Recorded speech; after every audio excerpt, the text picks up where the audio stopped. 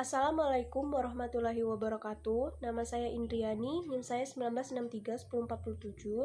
Baiklah, di sini saya akan mempresentasikan satu materi dalam mata kuliah Manajemen Lembaga Keuangan Syariah yang berjudul Teori dan Model Komunikasi Antar Pribadi dan Kelompok.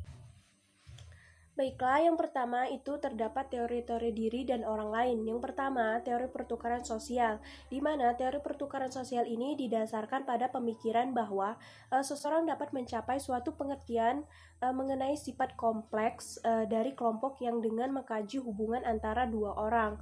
Suatu kelompok dipertimbangkan untuk menjadi sebuah kumpulan dari hubungan antara dua partisipasi tersebut. Selanjutnya yaitu yang kedua tentang teori keyakinan, di mana sikap dan nilai salah satu teori penerimaan pesannya. Yang ketiga yaitu teori psikologi sosial, di mana suatu studi ilmiah tentang pengalaman dan tingkah laku individu-individu dalam hubungan dengan situasi sosial. Baiklah, yang selanjutnya itu terdapat teori hubungan antara pribadi, di mana hubungan antar pribadi ini terdapat yang pertama, teori pengolahan informasi, yang kedua, teori AUS atau yang dikembangkan oleh Han, yang ketiga, teori penetrasional sosial, yang keempat, teori kebutuhan hubungan interpersonal, yang kelima, teori penilaian sosial, dan selanjutnya yaitu adanya pengertian komunikasi kelompok, di mana biasanya digunakan untuk bertukar informasi, menambah pengetahuan, memperteguh atau mengubah sikap perilaku,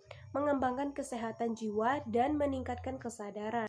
Baiklah, yang selanjutnya itu yaitu terdapat juga karakteristik kelompok, di mana karakteristik kelompok yaitu norma-norma atau persetujuan atau perjanjian tentang bagaimana orang-orang dalam suatu kelompok berperilaku satu dengan yang lainnya.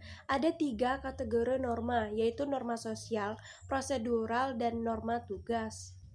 Dan fungsi kelompok tersebut yaitu yang pertama sebagai fungsi hubungan sosial, sebagai pendidikan, sebagai persuasi, pemecah masalah, pembuat keputusan, dan sebagai terapi. Baiklah, yang selanjutnya yaitu adanya tipe kelompok, di mana tipe kelompok ini terbagi menjadi 2, yaitu menurut terbentuknya dan menurut ikatannya.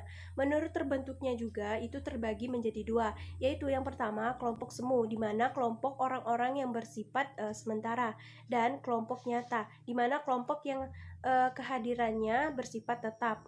Dan menurut ikatannya juga terbagi menjadi 2, yaitu yang pertama adanya patembayan atau kelompok atas dasar tertentu, dan yang kedua adanya paguyuban, yaitu terjadinya karena adanya ikatan darah.